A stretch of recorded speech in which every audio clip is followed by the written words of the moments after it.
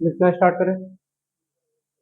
पूरा का पूरा भाग 4 राज्य की नीति निदेशक तत्व का है, जिसमें आर्टिकल 36 से लेकर के आर्टिकल 51 तक हम लोग अध्ययन करेंगे, पढ़ेंगे। और पूरी इसमें जो है जो निदेशक तत्वों का वर्णन किया गया है, ये क्या है, आर्टिकल 36 हम लोग लिखें।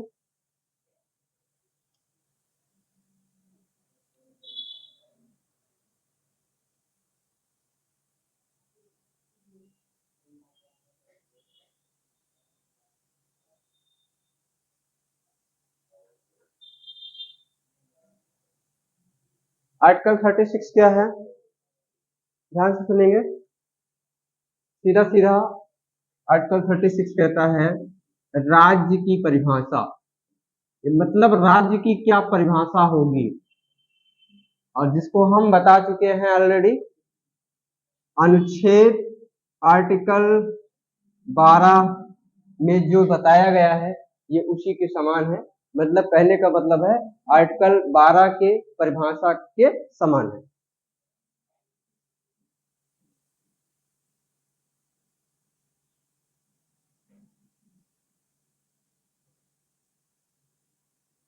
नेक्स्ट डालिए आर्टिकल 37A।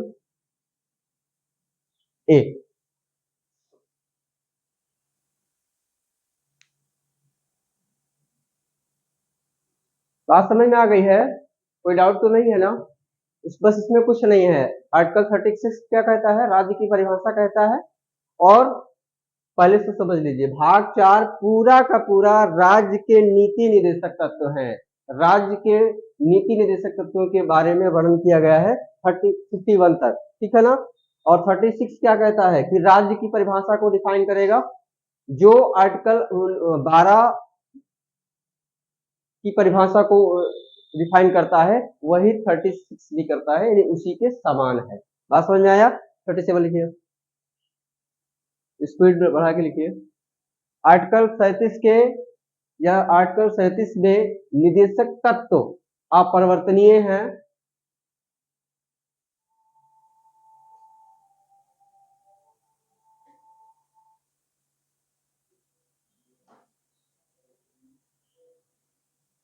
अनुच्छेद 37 में नीति के या निदेशक तत्व के निदेशक तत्व अपरिवर्तनीय हैं। नीति बतलाते हुए यह कहता है, नीति बतलाते हुए यह कहता है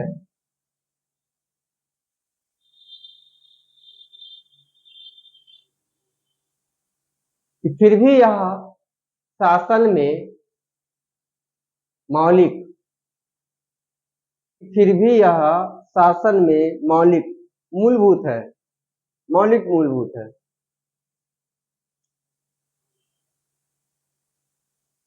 आर्टिकल 37 निदेशक तत्व, इसी में निदेशक लिखना नहीं है, निदेशक तत्व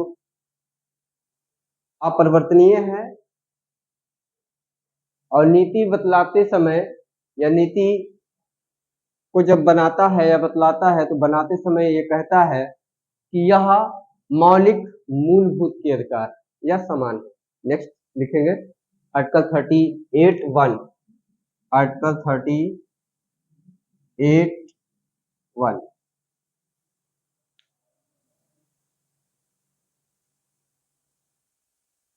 राज्य लोक कल्याणकारी या लोक कल्याण, राज्य लोक कल्याण की अभिवृद्धि के लिए, राज्य लोक कल्याण के या की अभिवृद्धि के लिए एक ऐसी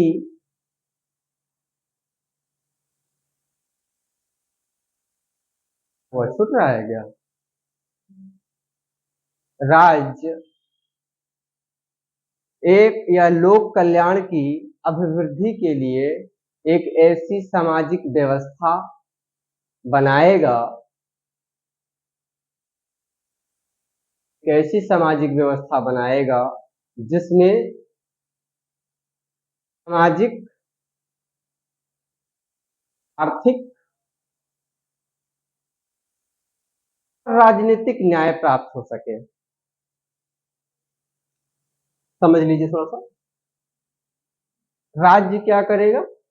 राज्य एक ऐसी सामाजिक व्यवस्था बनाएगा जिसमें रह करके कैसी व्यवस्था हो, सामाजिक व्यवस्था हो, सामाजिक रूप से सारे लोग रह पाए, आर्थिक स्थिति उनकी मजबूत हो और राजनीतिक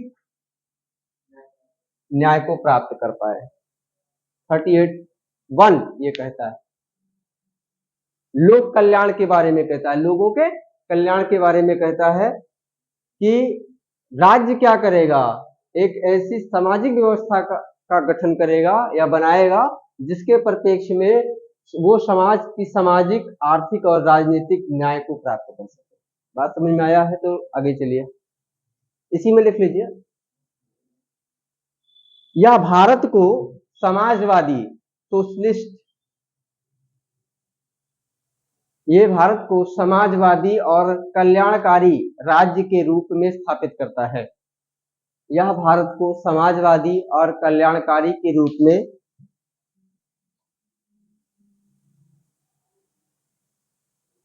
यह भारत को समाजवादी एवं कल्याणकारी राज्य के रूप में स्थापित करता है।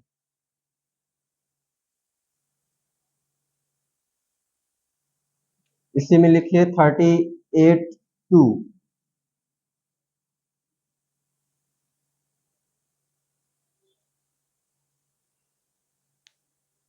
38(2) लिख लो। इससे 44वें संविधान संशोधन द्वारा जोड़ा गया।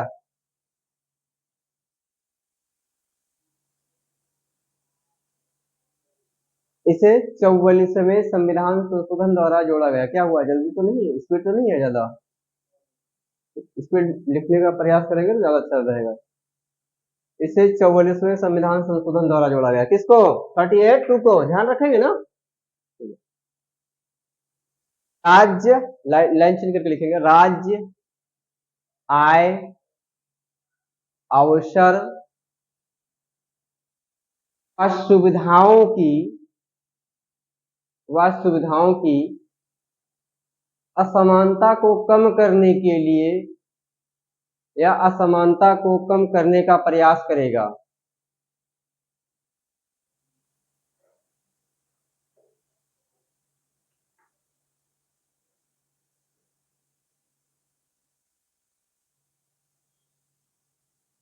ठीक है, 38(2) क्या कहता है कि राज्य क्या करेगा? इसे 38(2) को किस संविधान संशोधन द्वारा जोड़ा गया? 44वें संविधान संशोधन द्वारा इसको जोड़ा गया। और ये कहा गया कि जो राज्य है ना, वो राज्य की मतलब आय, ठीक है, और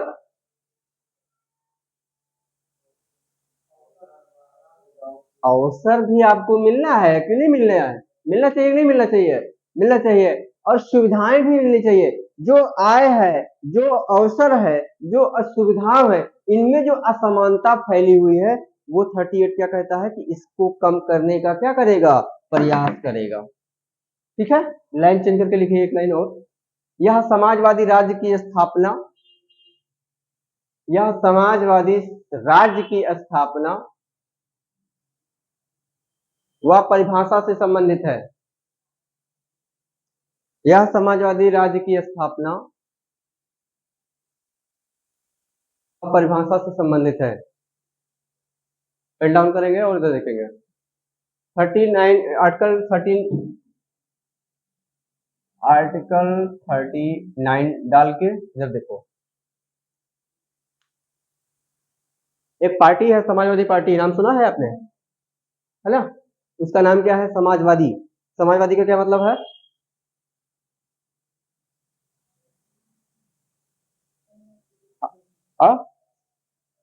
कोई एक समाज के लेकर नहीं है, वो सर्व समाज के लिए। अगर उसमें कोई ये कहे कि केवल वो यादवों की पार्टी है तो गलत है, अगर वो माने तो गलत है, अगर वो माने भी तो गलत है।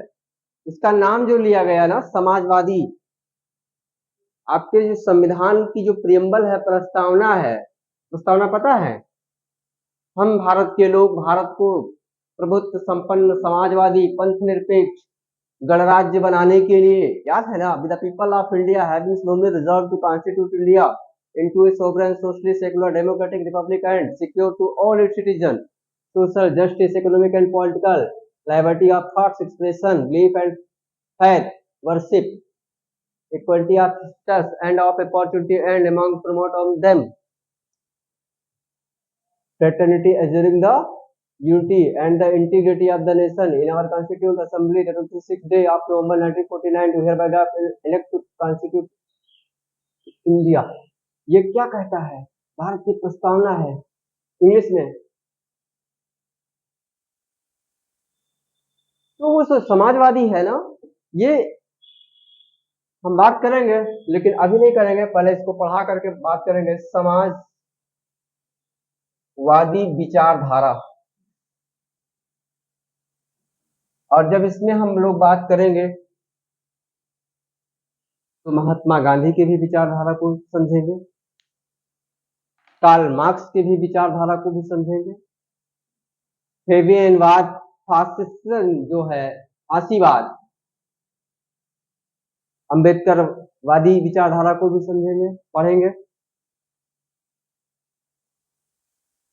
मॉन्टेस्क्यू जो विचारधारा है उनकी भी बात करेंगे। फिर वो आपकी चूंकि सिलेबस का बहुत ज्यादा एरिया नहीं है, लेकिन कभी जब आप एसएससी जैसे पैटर्न पे आएंगे या यूपीपीसीएस जैसे पैटर्न पे आएंगे तो हम लोग डिटेल्स में बात करेंगे। अभी फिलहाल के लिए आपको इतने जानने की जरूरत है। 39 डालिए।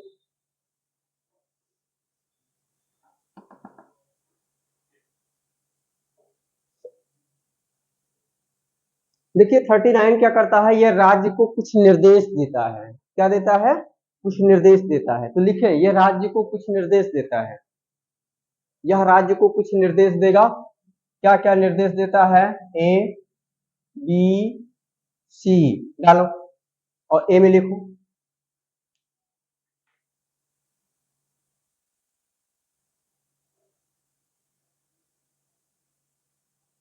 लिखो, ए में लिखो, स्त्रियां व पुरुषों, स्त्रियों व पुरुषों, स्त्रियों व पुरुषों को आजीविका के पर्याप्त साधन उपलब्ध कराना।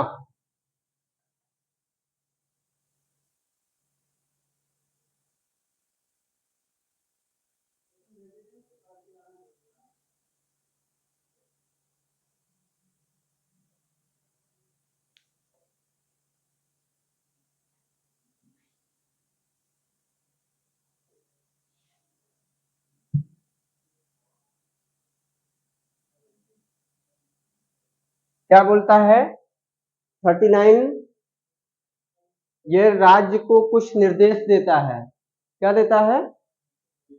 कुछ निर्देश देता है। पहला निर्देश क्या दे रहा है कि जो स्त्रियां हैं और जो पुरुष हैं उनको क्या करना है, उनके आजीविका के लिए साधन उपलब्ध कराइए आप।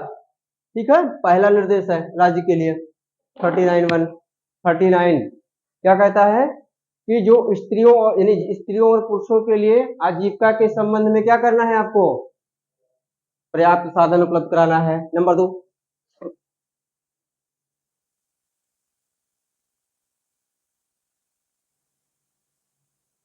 समाज के भौतिक संसाधनों का, समाज के भौतिक संसाधनों का उचित स्वामित्व व वितरण।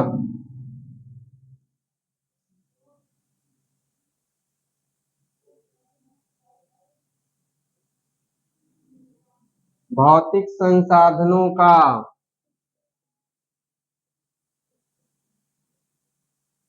उचित स्वामित्व व वितरण। ये क्या कहता है? मेल एंड फीमेल, स्त्रियों और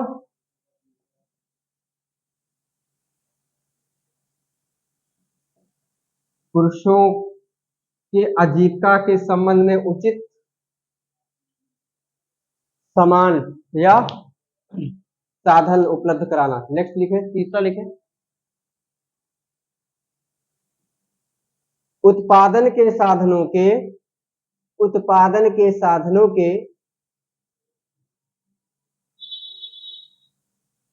केंद्रीयकरण को रोकना।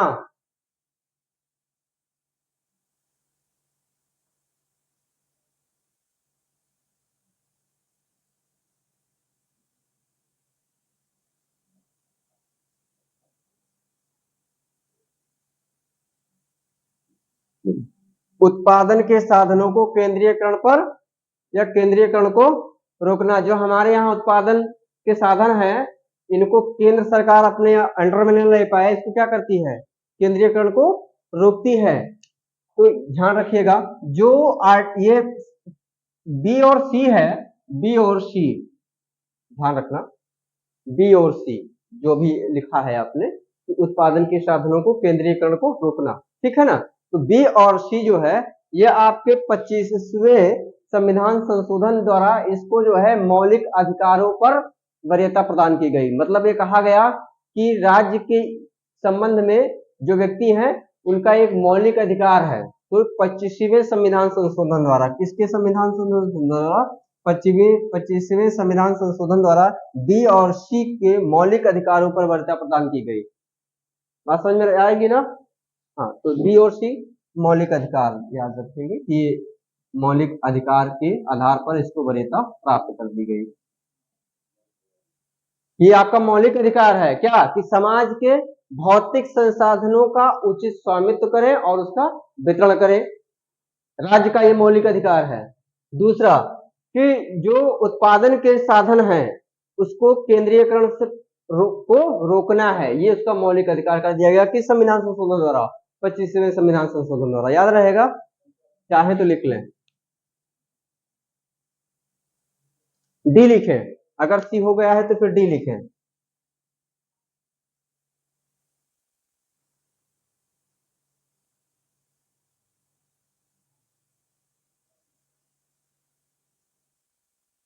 डी क्या कहता है, देखिए फिर से बैक समझते चलिए, स्पीड जरूर है लेकिन समझना भी है। मैंने क्या कहा, आर्टिकल भाग 4 पूरा का पूरा कहता है राज्य की नीति निदेशक तत्व हैं, और इसमें क्या कहेगा, निदेशक तत्वों का वर्णन किया गया है। आर्टिकल 31 जो 36 क्या कहता है, राज्य की परिभाषा को डिफाइन करता है, ठीक है ना। अब जो ये 39 है, 39 क्या कहता है, राज्य को कुछ निर्देश देता है कि आप ये काम करने ही होंगे। पहला क्या, कि स्त्री व पुरुष को आजीविका के संबंध में क्या करें आप, उपलब्ध साधन यानी साधन उपलब्ध करवाइए, ठीक है। दूसरा, समाज के भौतिक जो संसाधन हैं उनको उचित उसका स्वामित्व हो व उसका वितरण भी सही तरीके से हो। नेक्स्ट, जो उत्पादन के साधन हैं उनका हम लोग राज्य सरकार क्या करेगी, केंद्रीयकरण ना होने पाए, उसका केंद्रीयकरण पर रोक लगाना है। और बी और सी को लेकर के 25वें संविधान संशोधन द्वारा इसको मौलिक अधिकार के रूप में इसकी वरीयता प्राप्त कर दी गई। क्लियर है।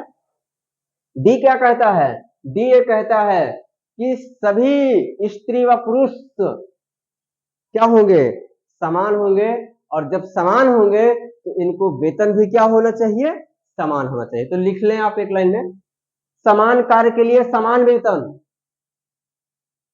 लेकिन हमारे यहाँ क्या है, ध्यान से देखो, क्या करते हैं, महिलाएं हमारे यहाँ धान लगाने जाती हैं, कितने रुपए पाती हैं वो है, और पुरुष उसी जगह पे काम करता है, उसको कितना मिलता है ना। तो ये वेतन क्या है, समान है कि असमान है, असमान है। लिखिए,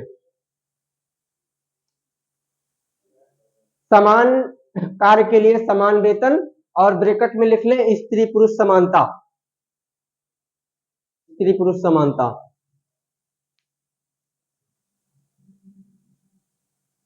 अच्छा, एक लाइन और भी थोड़ा सा उसमें जोड़ लीजिएगा, जो ये 25वां संविधान संशोधन हुआ था ना, आप ब्रैकेट में लिख लीजिए 31C, बस और कुछ नहीं, अनुच्छेद 31C। जोड़ा गया है इसमें, ठीक है। तो नेक्स्ट लिखे, पांचवा लिखे, ई लिखे, ई लिखे।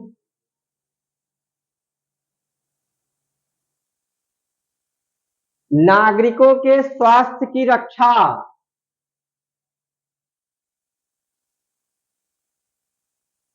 राज्य क्या करेगा?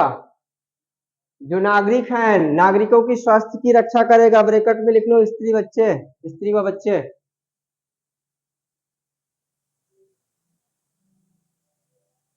फिर से इधर साथ साथ देखिए, जब हमारी महिलाएं जो हैं गर्भवती होती हैं तो सरकार क्या करती है, एक एम्बुलेंस तो उपलब्ध कराती है, साथ साथ जच्चा और बच्चा स्वस्थ रहे इसके लिए वो प्रेगनेंसी के दौरान ही और उसके कुछ माह 6 महीने आगे तक कर भी अगर कोई समस्या होती है तो एम्बुलेंस आएगी, लेकर के जाएगी, दवा करवाएगी और फिर ला करके छोड़ेगी भी।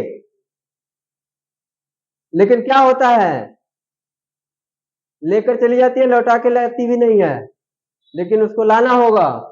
कहीं ऐसा हो तो उसको बताना, ठीक है। तो स्त्री व बच्चों की समानता, यही तो है ना। आप जानेंगे अधिकार को तभी तो समझ पाएंगे, तभी तो बोल पाएंगे। कहाँ से बोलेंगे जब जान ही नहीं रहे तो कहाँ से बोलेंगे। वो तुमसे कहेगा लौटाने चल, अगर लौट के लेकर हमें चलना है ना तो 300 रुपये दे दे, चलते हैं। हाँ ठीक है, नेक्स्ट लिखे। अच्छा इसको अगर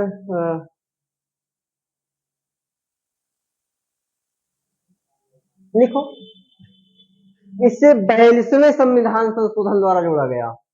ई वाला जो लिखो, इसको लिखो, इसे 42वें संविधान संशोधन द्वारा जोड़ा गया।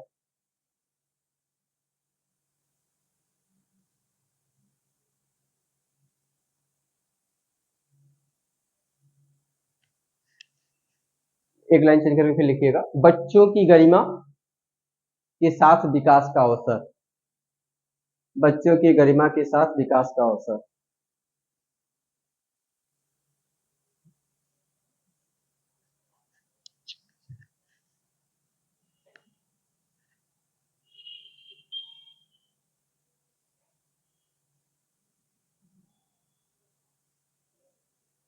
देखो, बच्चा जब पैदा होता है, ठीक है, तो 6 माह, अगले 6 माह तक वो स्वस्थ रहे ना,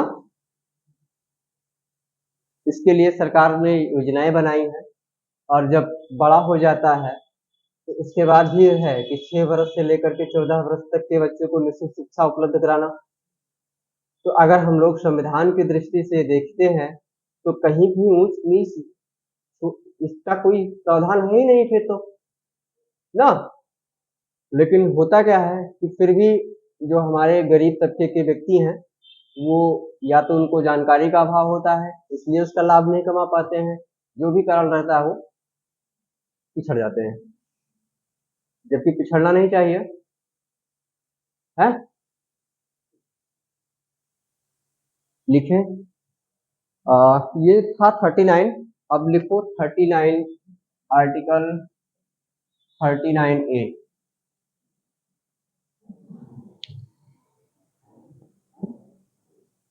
जहां समझ में ना आए बताइएगा। लिखिए, समान न्याय, समान न्याय, तीव्र न्यायिक जांच,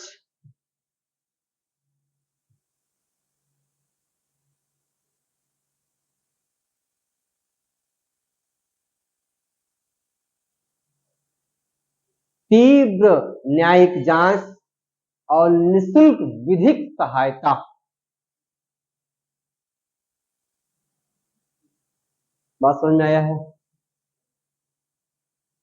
लाइन से ही समझ में आ गया होगा आपको ना। समान न्याय, प्रत्येक नागरिक को समान न्याय है। ये नहीं कि मैंने चोरी किया तो मेरे लिए कुछ दूसरा है और किसी और ने कुछ चोरी किया तो उसके लिए कोई दूसरा नियम है। सबके लिए क्या है? समान न्याय है। अगर गलती किया है, मान लो मैंने तुमको एक थप्पड़ मारा, किसी व्यक्ति ने किसी को 2-3 थप्पड़ मारा, ठीक है, तो 151 में चालान होता है। आप गाली भी दे दिएगा तो क्या हो जाएगा, 151 में चालान कर देती है पुलिस। ठीक है, अगर वही गलती कोई रसूखदार भी करता है तो भी उसको 151 में चालान होना होगा, करना होगा। ऐसा नहीं है कि आपको कहेंगे अच्छा ठीक है तुम जा यार। तो समान न्याय और त्वरित न्याय, मतलब जल्दी से न्याय मिले, ये देर विलंब लेट लतीफ नहीं होना चाहिए। न्याय मिलने भी देखो क्या होता है, मामला इतना पेंडिंग रहता है, 20 साल 30 साल 40 साल से मुकदमा चलता रहता है, पता लगता है जो वादी होता है ना, वो पहले न ढल गया होता है। ठीक है, तो क्या होना चाहिए, तीव्र न्यायिक जांच हो। इसके लिए 39 ये कहता है कि जो जांच की प्रक्रिया है वो बड़ी तेजी से होनी चाहिए।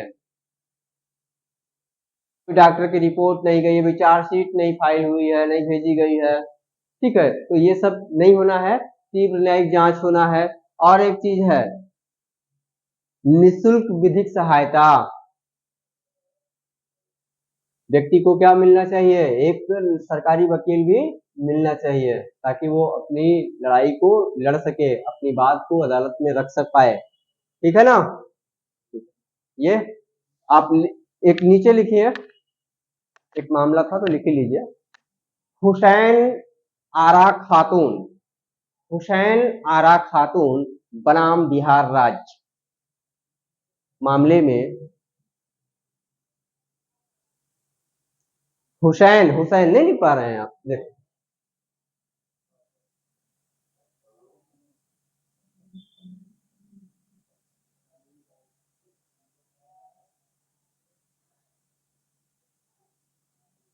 बिहार राज्य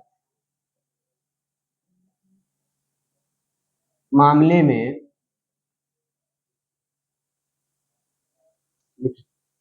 सुप्रीम कोर्ट ने आर्टिकल 39 को अनुच्छेद 21 के अंतर्गत हुआ, देखो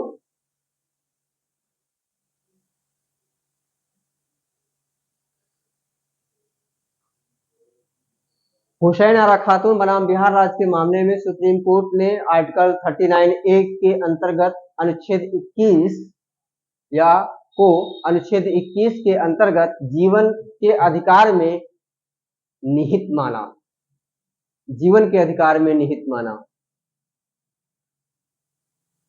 और मौलिक अधिकार घोषित कर दिया, और मौलिक अधिकार घोषित कर दिया।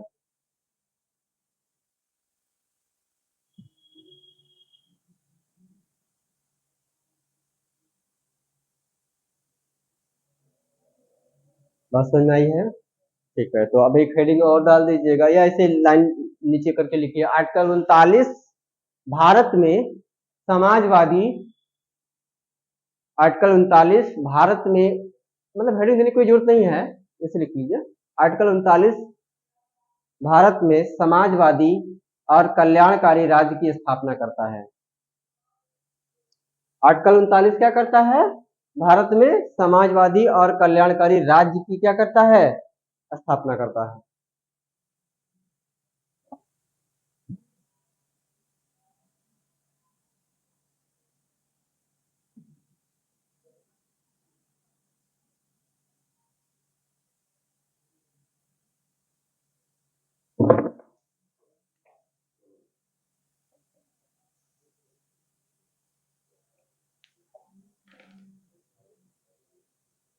आर्टिकल 40 लिखे,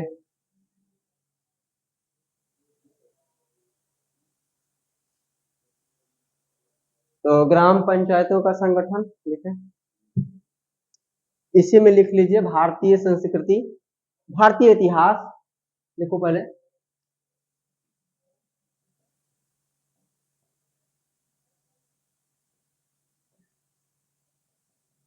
भारतीय इतिहास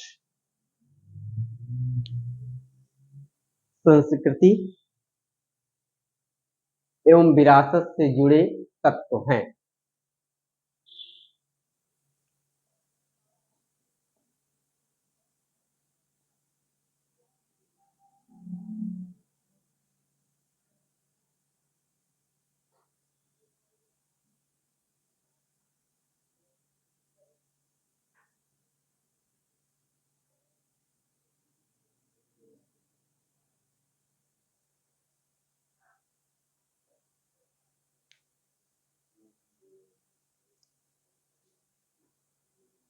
बोलो भाई, आया। 40 क्या कहता है? ग्राम पंचायतों का संगठन भारतीय इतिहास, संस्कृति एवं विरासत से जुड़े इसमें क्या होंगे?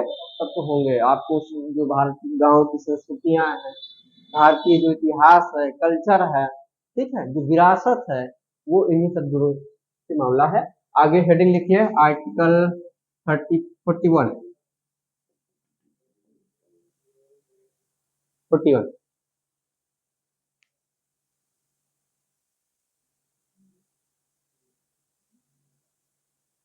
चलो भाई, 41 क्या कहता है?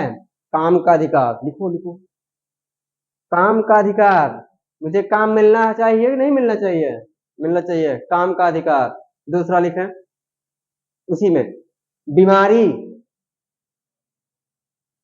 काम का अधिकार, बीमारी, वृद्धावस्था,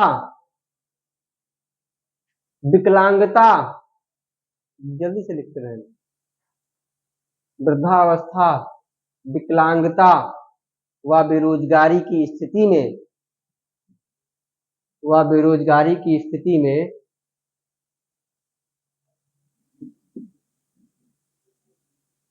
सहायता प्राप्त करना।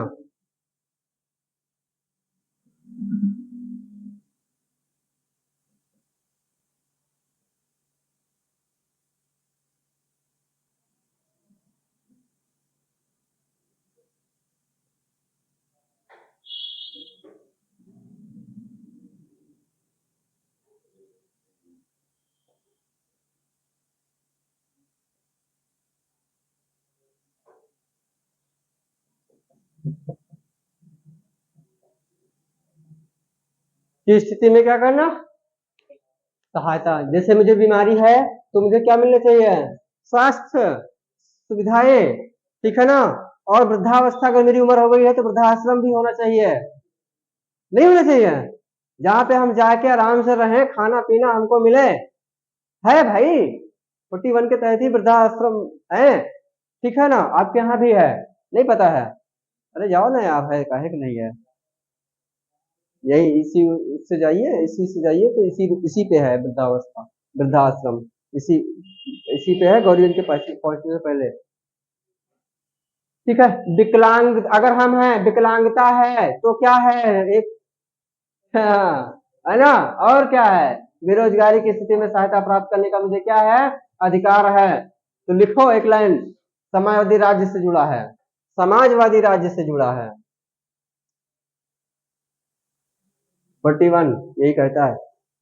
41 क्या कहता है? काम करने का अधिकार मिलना चाहिए मुझे, बीमारी है तो, विकलांगता है तो, बेरोजगारी है तो क्या मिलना चाहिए? सहायता मिलनी चाहिए। मुझे सहायता प्राप्त करने का मुझे क्या है?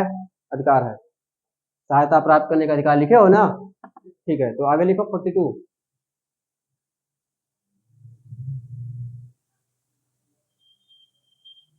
42 लिखे हैं।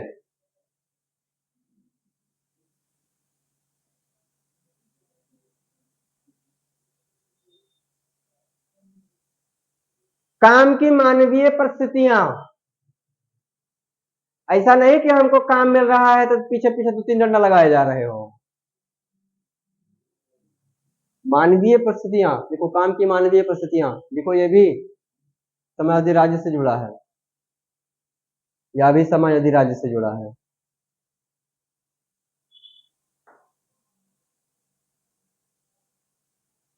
आर्टिकल 43,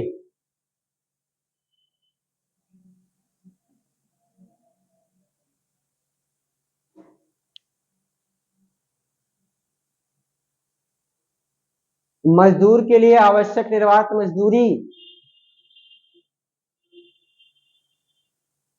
निर्वात मजदूरी के ब्रैकेट में लिख देना न्यूनतम। क्या लिखोगे?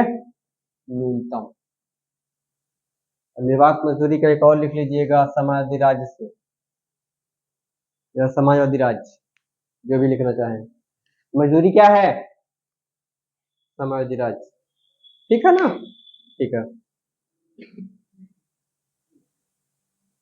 मजदूरी, वेतन अधिनियम देखो, वेतन अधिनियम, न्यूनतम वेतन अधिनियम, यहाँ पे लिखोगे न्यूनतम वेतन अधिनियम। जो निर्वात मजदूरी के ब्रैकेट को लिखोगे न्यूनतम वेतन अधिनियम। और मजदूरी को लिखोगे समाजवादी राज्य, लिखना चाहे तो, नहीं तो कोई बात नहीं, आगे लिखें। लघु एवं कुटीर उद्योगों पर या उद्योगों को प्रोत्साहन, लघु व कुटीर उद्योगों को प्रोत्साहन।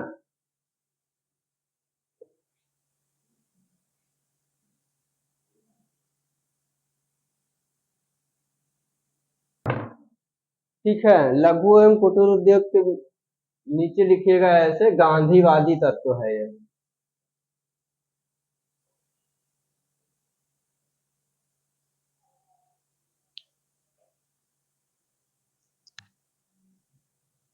दूसरा लिखेंगे आर्टिकल 43A।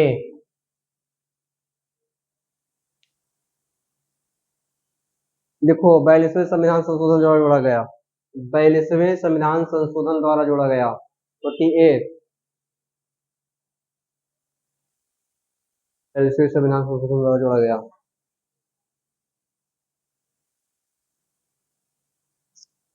मतलब क्या है, उद्योगों के प्रबंधन में, देखो उद्योगों के प्रबंधन में मजदूरों की भागीदारी, उद्योगों के प्रबंधन में मजदूरों की भागीदारी। अच्छा, मजदूरों क्या है, समाजवादी राज्य लिख लो। कुटीर उद्योग क्या है, गांधीवादी तत्व।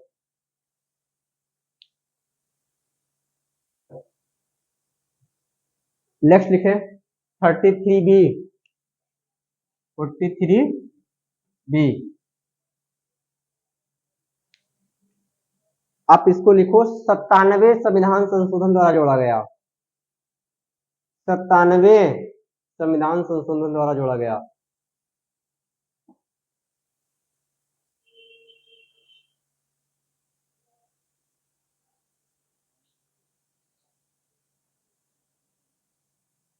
हो गया। ये क्या है, सरकारी समितियों की स्थापना, सरकारी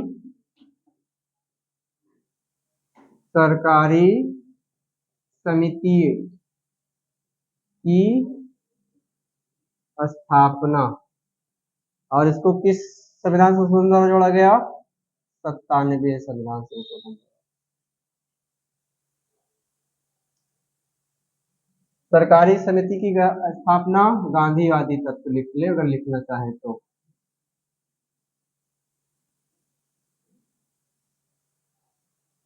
नेक्स्ट लिखो 44।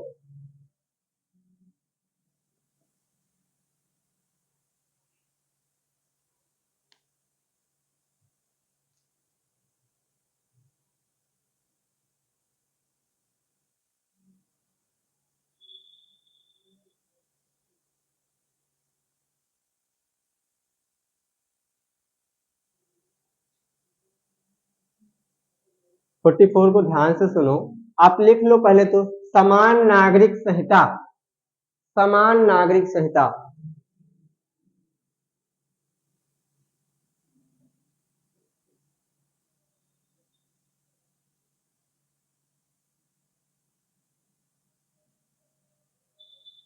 समान नागरिक संहिता,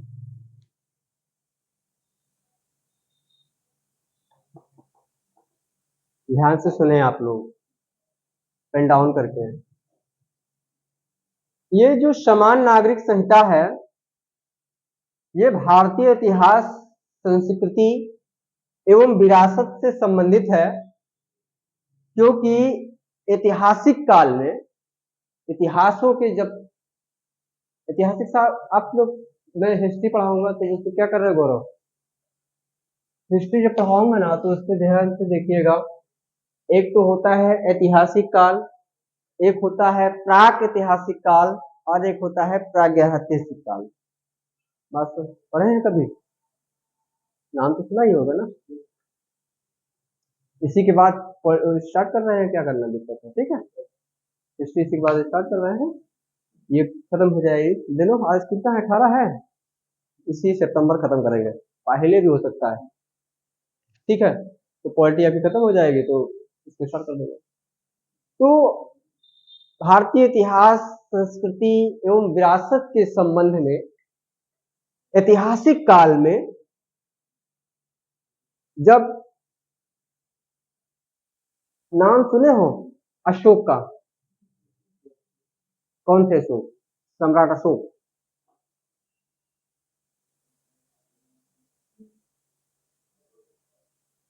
जो आज भी तुम्हारे नोटों पे और उसमें सिक्के में जो लिखा बना हुआ है अशोक का चक्र, अशोक का स्तंभ, ठीक है, वही है। तो अशोक के धम्म, धम्म जानते हैं, एक संहिता थी। जैसे आज हमारे यहाँ इंडिया में क्या है, संविधान है। सारे शासक पहले अपने अपने धम्म, अपने अपने संहिता के हिसाब से शासन करते थे।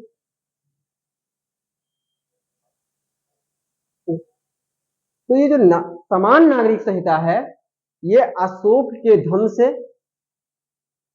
और बाद में एक और थे जिनका नाम अगर मैं लूं, अकबर का नाम सुना है?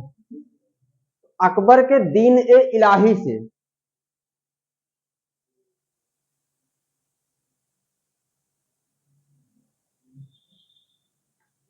दीन ए इलाही से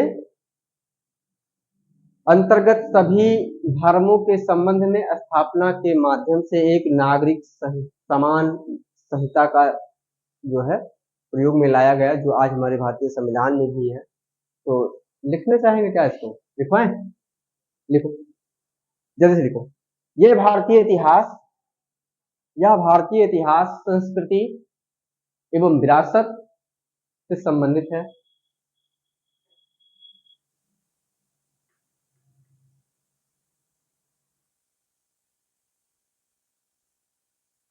ऐतिहासिक काल में, ऐतिहासिक काल में अशोक के धम्म, अशोक के धम्म लिख लेंगे ना? हाँ।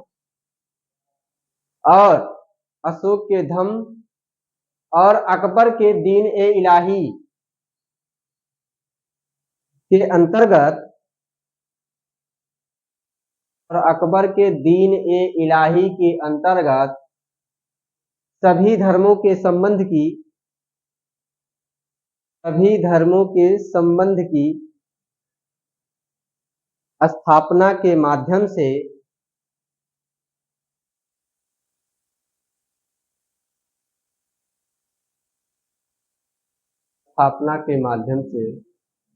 एक नागरिक संहिता को प्रस्तावित किया गया, एक नागरिक संहिता को प्रस्तावित किया गया।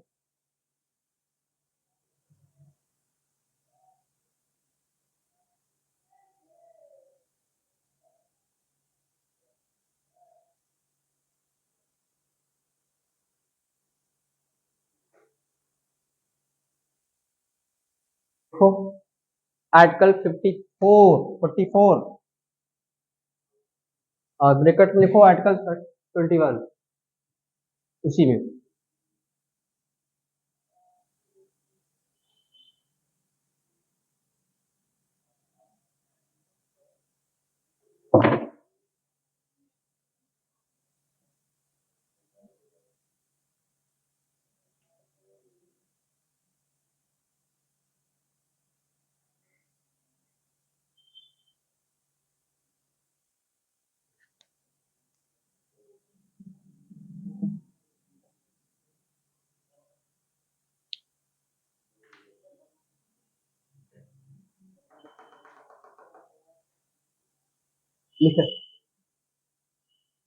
अच्छा सुनो, 21 क्या कहता है? मतलब जो जो कंडीशन 21 ए की होगी, लगभग लगभग 44 45 ना, लिखो। 6 से 14 वर्ष के आयु के बालकों की निःशुल्क व अनिवार्य शिक्षा, 6 से 14 वर्ष की बालकों की निःशुल्क व अनिवार्य शिक्षा, अनिवार्य है, ऐसा नहीं कि नहीं पढ़ना। अगर इस बच्चे को लेकर किसी ने कंप्लेन कर दिया ना, तो उसके बाप माँ बाप दोनों जेल चले जाएंगे। जब न कहे जा बकरी चरा ला जो है नहीं। दूसरा पॉइंट लिख लें, 0 से 6 वर्ष के बालकों की शिक्षा व स्वास्थ्य की देखभाल।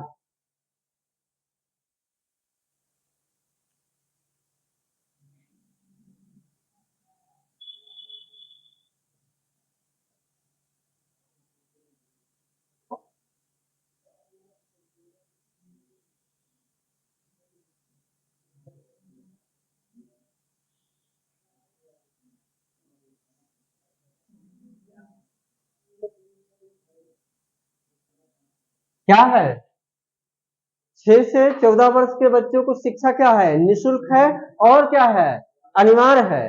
दूसरी बात, 0 से 6 वर्ष के बालकों के लिए उनकी देखभाल, स्वास्थ्य और शिक्षा अनिवार्य है। मतलब देखभाल लिखो, शिक्षा व स्वास्थ्य की देखभाल, शिक्षा व स्वास्थ्य की देखभाल। आया? अगर आया है तो 46 लिखो फिर।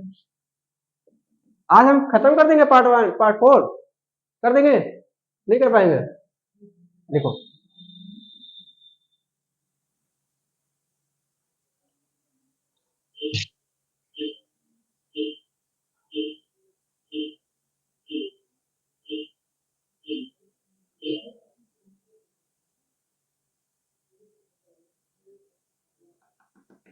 देखिए जो एससी है, एक सेकंड सही है, एससी और एसटी, एससी एसटी समझ रहे हैं नहीं समझ रहे हैं? एससी एसटी कौन? एससी अनुसूचित जाति और अनुसूचित जनजाति है, ठीक है। तो लिखो एससी एसटी, लिखो एससी एसटी व कमजोर वर्गों के लोगों के, एससी एसटी व कमजोर वर्गों के लोगों के, लोगों की, जैसे भी लिखें आप, आर्थिक हितों,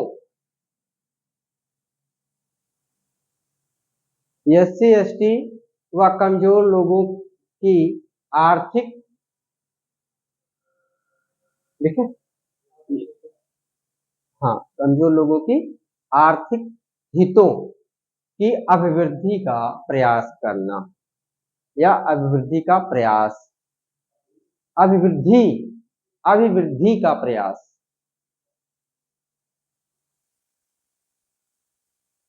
अरे भाई वो बढ़ पाए, आगे बढ़ पाए, ठीक है। जो एससी हैं, जो एसटी हैं, जो कमजोर वर्ग के लोग हैं, उनके जो आर्थिक हितों, उनकी आर्थिक हित की पूर्ति के लिए अभिवृद्धि का क्या करना है, प्रयास करना है, ठीक है। ये आर्टिकल 46 कहता है। आप इसको एक लाइन में नीचे लिख लीजिए, गांधीवादी व अम्बेडकरवादी विचारधारा से प्रेरित या प्रभावित, गांधी व अम्बेडकर के विचारधारा से प्रभावित।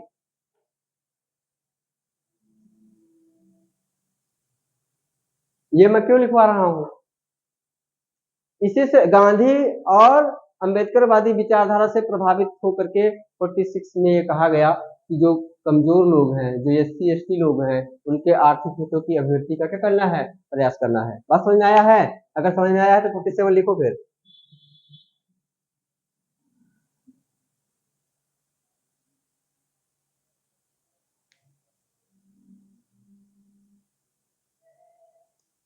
लिखें,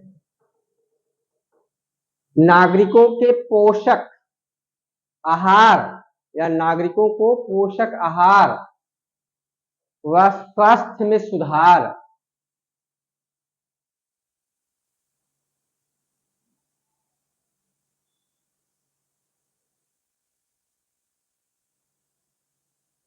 देखो भाई 47 क्या कहता है कि जो नागरिक हैं उनको एक पोषक आहार मिले और उनकी स्वास्थ्य की क्या हो, देखभाल हो, मतलब सुधार रहे, ठीक है ना।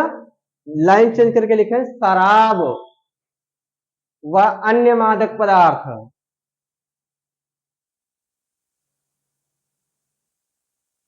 जे पीने का पिए की बिक्री पर रोक।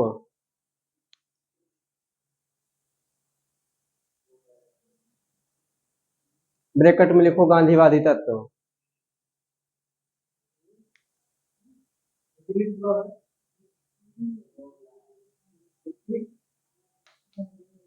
बिक्री पर रोक, हाँ अभी जिंदा हूं तुझे लेने दो, है ना? है क्या दिखती है भैया? अब जैसे आपका गुजरात में पाबंदी है, ठीक है, बिहार में है, छोड़िए। तो आप लिखे 48,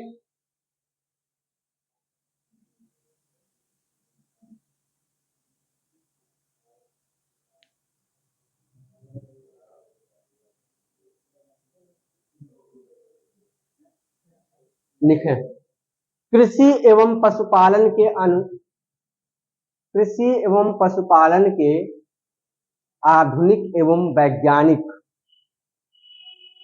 कृषि एवं पशुपालन के आधुनिक एवं वैज्ञानिक संगठन पर बल देता है।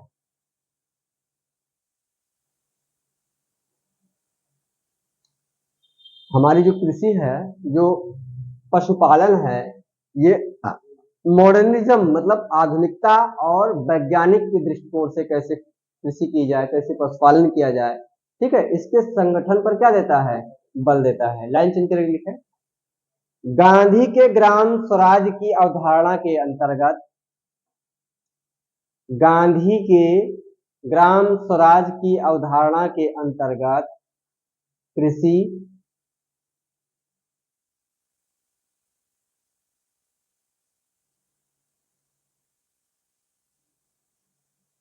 व संबंधित गतिविधियों के विकास पर बल दिया गया है।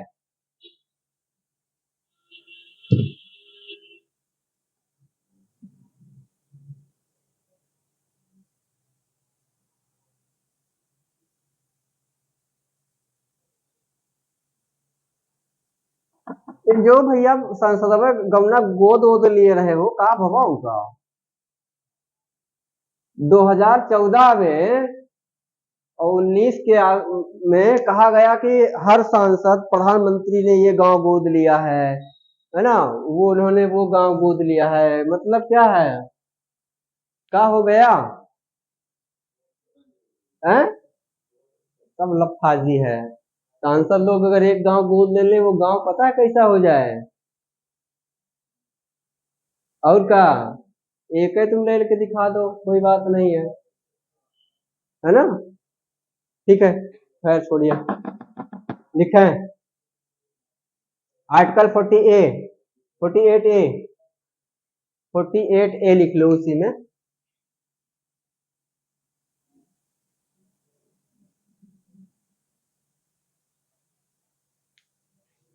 लिखो 42वें संविधान संशोधन द्वारा जोड़ा गया, 42वें संविधान संशोधन द्वारा जोड़ा गया इसको 48A को।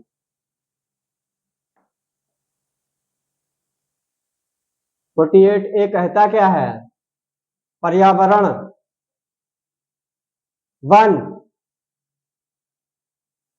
एवं वन्य जीवों का संरक्षण,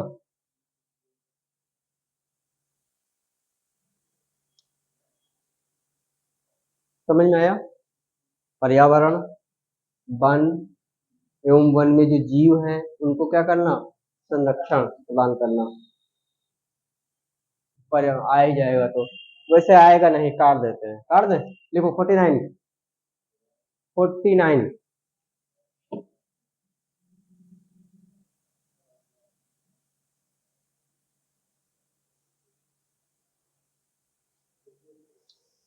49 लिखो।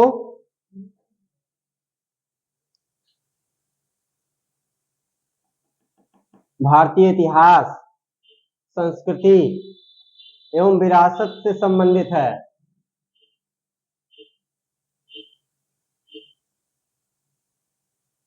भारतीय इतिहास, संस्कृति एवं विरासत से संबंधित है।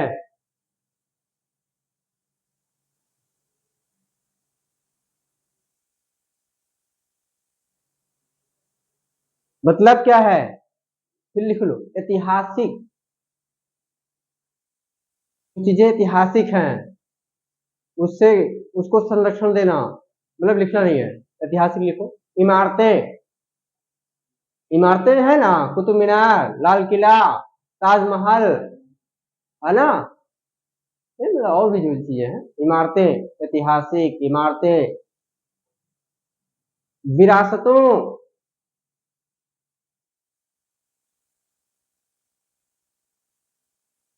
लिखो विरासतों, वस्तुओं स्थलों व वस्तुओं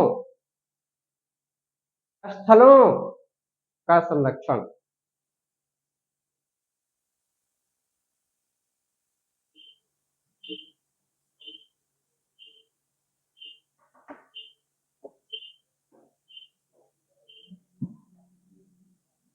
क्या हुआ?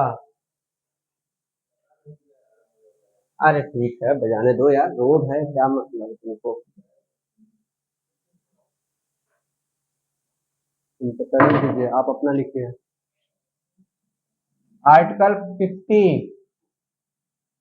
आर्टिकल 50 लिखो।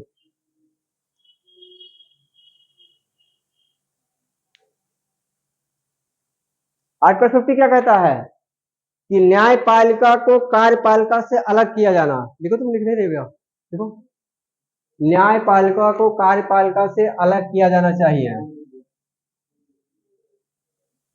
न्यायपालिका को कार्यपालिका से पृथक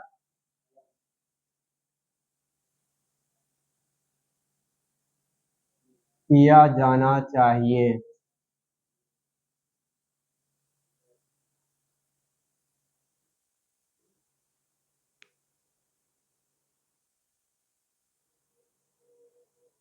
अब ब्रैकेट में लिखो उदाग्रता या उदाग्रगा कैसे लिखोगे?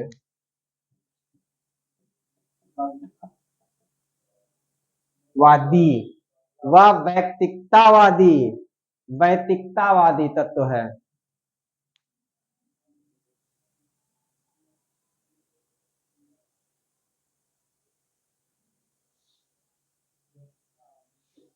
हाँ भाई, हो गया। एक और लिखिए 51,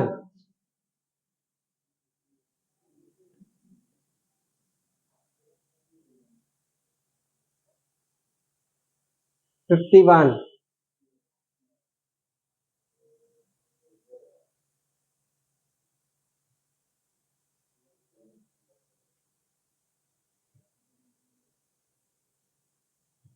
लिखो। क्या कहता है? अंतरराष्ट्रीय जो हमारा अंतरराष्ट्रीय शांति है भाई, क्या कर रहे हैं उधर देखो। अंतरराष्ट्रीय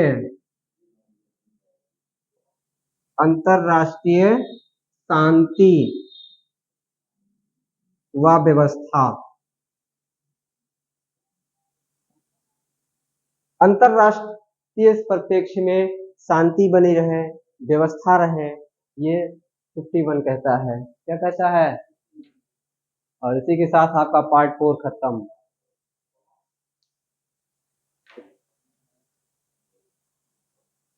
ध्यान से सुन लो, 4 भाग बता दिए हैं, राज्यपाल बता दिए हैं, संसदीय शासन प्रणाली बता दिए हैं, अध्यक्षीय शासन प्रणाली बता दिए हैं, एकात्मक वगैरह सब बता दिए हैं। इतने परफेक्ट हो गए हो, अब आप पूर्णतः टेस्ट देने के लायक हो गए हो।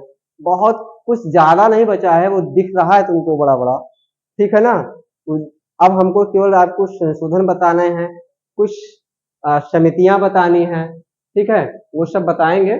फिलहाल आप इसमें अगर अब हम लोग तो थोड़ा सा आपको इसमें समाजवादी में कितनी अनुच्छेद हैं ये आपको अगर बताना मैं चाहूँ तो बता सकता हूँ, वरना कोई जरूरी नहीं है। गांधीवादी तत्व में कितने अनुच्छेद हैं, और भारतीय इतिहास संस्कृति एवं विरासत से जो प्रभावित तत्व हैं वो किस किस अनुच्छेद में हैं, या उदारता के संबंध में, या बहुत क्या भी लिखवाया, व्यक्तित्ववादी जो तत्व हैं इसके संबंध में कितने आर्टिकल हैं, ये सब आपके इम्पोर्टेंट नहीं है। तो आप इतना सा ध्यान रखिएगा कि भाग 4 से अलग कुछ निर्देश हैं, भाग 4 से इसी से है लेकिन कुछ इसके अलग से निर्देश हैं। तो आप कहें तो मैं इसको दौड़ा के लिखा दूं। तो पहले तो आप लिखेंगे, ऐसे समझिएगा, आवाज नहीं करेंगे। भाग 4 से अलग निर्देश लिखें, हेडिंग भाग 4 से अलग निर्देश, भाग 4 से अलग निर्देश, वो अलग अलग निर्देश कौन कौन है ये आप जान लीजिए।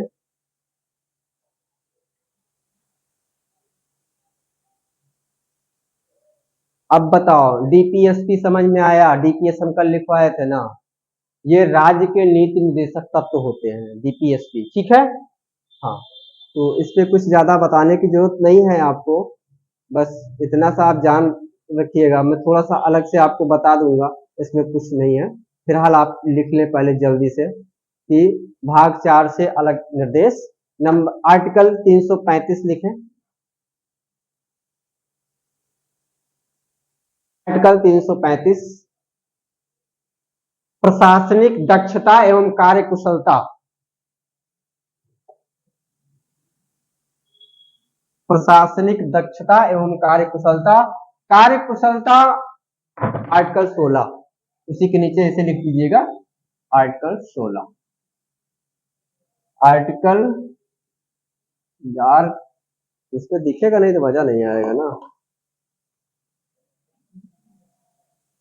आर्टिकल 335 प्रशासनिक दक्षता एवं कार्यकुशलता,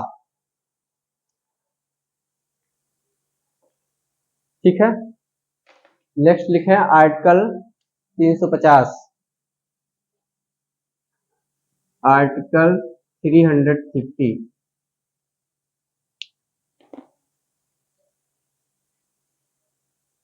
भाषाई अल्पसंख्यकों को, भाषाई अल्पसंख्यकों को मातृभाषा में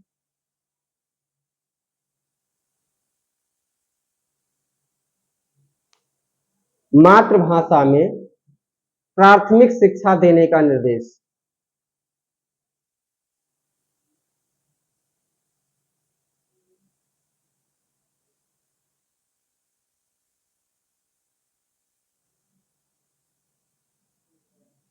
इधर देखिए क्या कर रहा है, जो भाषाई अल्पसंख्यक हैं उनको मातृभाषा में, हमारी मातृभाषा क्या है? हिंदी है, तो उनको हिंदी में प्राथमिक शिक्षा देने का क्या है? अधिकार नहीं है, निर्देश है, निर्देश देता है, ठीक है। अधिकार अलग होता है, निर्देश अलग होता है। मैं तुमको कह रहा हूँ लिखो, तो निर्देश है मेरा, ठीक है। अब तुम लिखो या ना लिखो, ये तुम्हारा क्या है?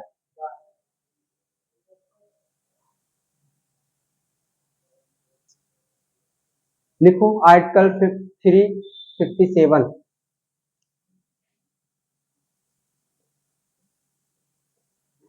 ये अलग से निर्देश है भाग 4 के, ठीक है, तो इसीलिए लिखवा रहा हूँ। हिंदी भाषा के विकास का निर्देश, हिंदी भाषा के विकास का निर्देश।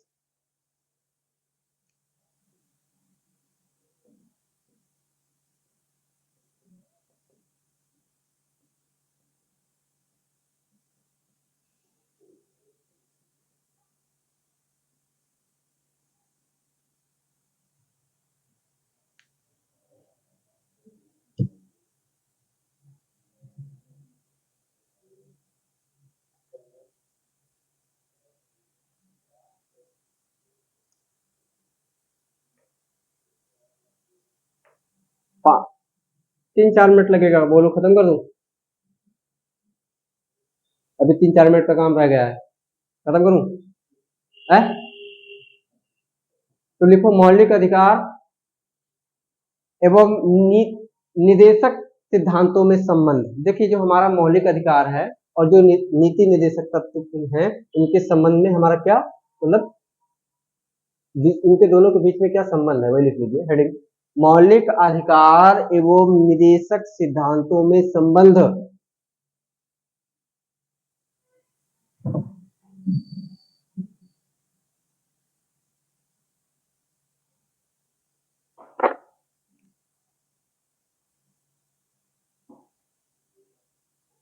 देखो मैंने कहा, ध्यान से देखिएगा, इतनी भी जल्दबाजी क्या है, इतनी भी ऊबन क्या, टॉपिक खत्म हो रहा है, इसलिए आप लोग ध्यान से सुनिए। मौलिक अधिकार एवं नीति या निदेशक, निदेशक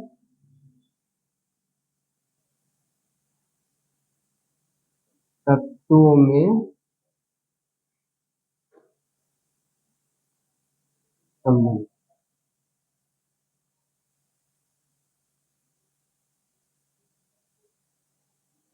प्रथम चरण,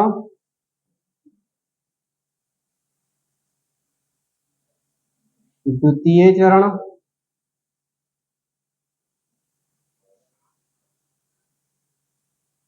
एवं तृतीय चरण।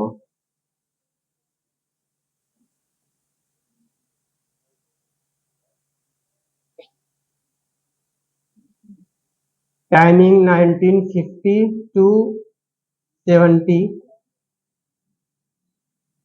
1970 टू 80 और 1980 टू वर्तमान समय तक।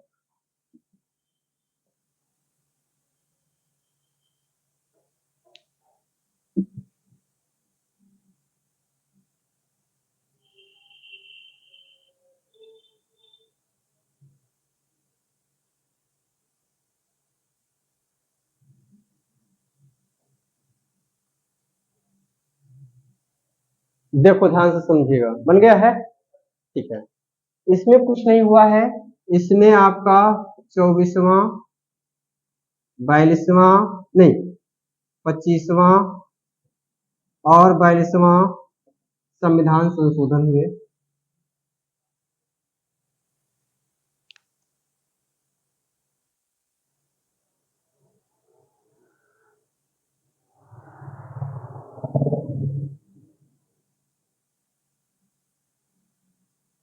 मतलब मौलिक अधिकार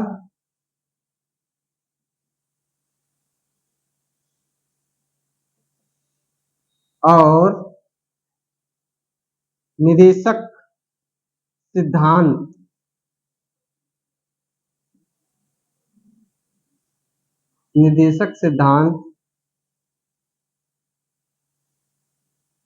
एक दूसरे के क्या होंगे, पूरक होंगे, ये कहा गया।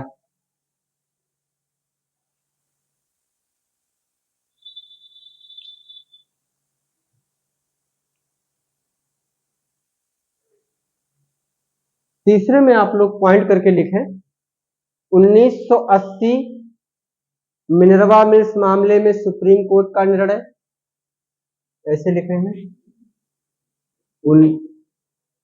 1980 मिनर्वा मिल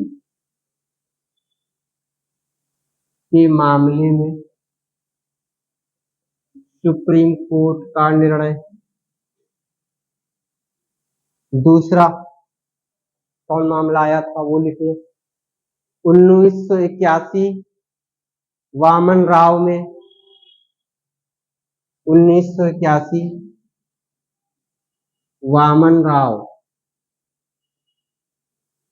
में सुप्रीम कोर्ट का निर्णय।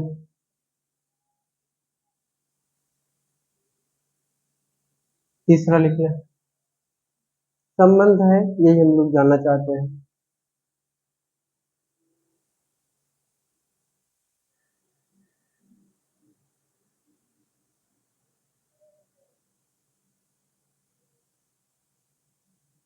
उन्नीस सौ तिरानवे में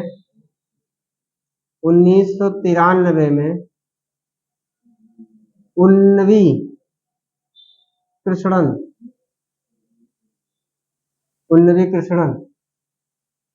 के मामले में सुप्रीम कोर्ट का निर्णय।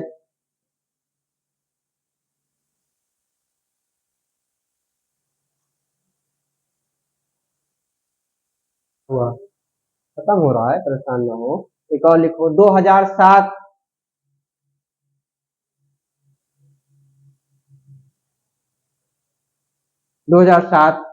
को एल्हो 2007 को एल्हो मामले में सुप्रीम कोर्ट का निर्णय।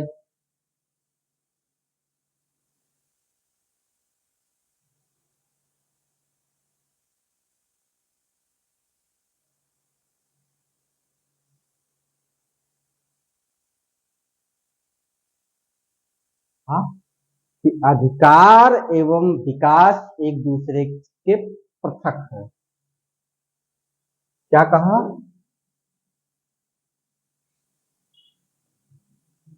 अधिकार एवं विकास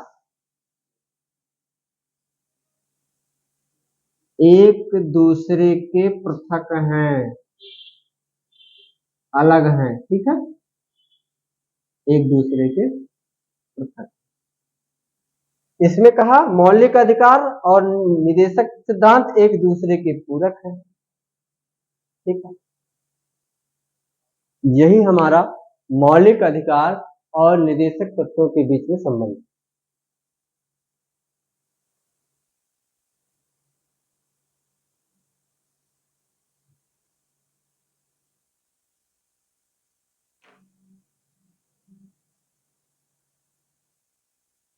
क्या खत्म आपका? ठीक है, तो अब हम लोग नेक्स्ट 51 में देख लीजिए करना क्या है। मैं बता रहा हूँ आपको। ये देखिए मैं यहाँ पहुंच गया। ठीक है, यहाँ तक आपका हो गया है। नेक्स्ट है मूल कर्तव्य है, बताना होगा। मूल कर्तव्य में बहुत कुछ खास नहीं है, 51 का मामला है। ठीक है, फिलहाल ये ज़्यादा समय नहीं लगेगा, ये सब बता ही दिए हैं लगभग लगभग लगभग लगभग हो गया है। ये हो गया समझो, 51 है ना, 51 हो गया है आपका, मूल कर्तव्य हो गया। ठीक है, ये हो गया। ध्यान से सुनिए, इसके बाद में भाग 5 है। ये क्या कहता है? कार्यपालिका, राष्ट्रपति और ये बता दिए कि नहीं बता दिए? हो गया है, डिफाइन करना होगा, हम कर देंगे जल्दी जल्दी से बाई अनुच्छेद। ठीक है, उसके बाद में मंत्रिपरिषद है, लगभग इसको भी बता दिए हैं, स्टार्ट कर देंगे। महा न्यायवादी सीएजी है, इसको बताना है, बता देंगे। मतलब अगर हम चाहे तो कल या परसों में ये आपका भाग 5 भी खत्म हो जाएगा लगभग। उसके बाद संसद साधारण, ये लगभग ये राज्यसभा का संरचना, लोकसभा, ये लगभग लगभग हम लोग बात कर चुके हैं, इसमें कुछ खास नहीं है। हालांकि हाँ, इसमें बताने वाला अब कार्यपालिका भी बता दिए हैं आपको, बता दिए हैं ना, कार्यपालिका भी बता दिए। इसके बाद में कुछ देखते हैं, अनुसूचियां बताना है, ये जरूरी है। संविधान संशोधन बताते चल रहे हैं साथ साथ में, वो आपको समझ में ही आ जाएगा। देखिए ठीक है ना, मतलब आराम के साथ हम लोग बड़े आराम से खत्म करेंगे सितंबर में पॉलिटी। ठीक है, बिना किसी संदेह डाउट के। ठीक है,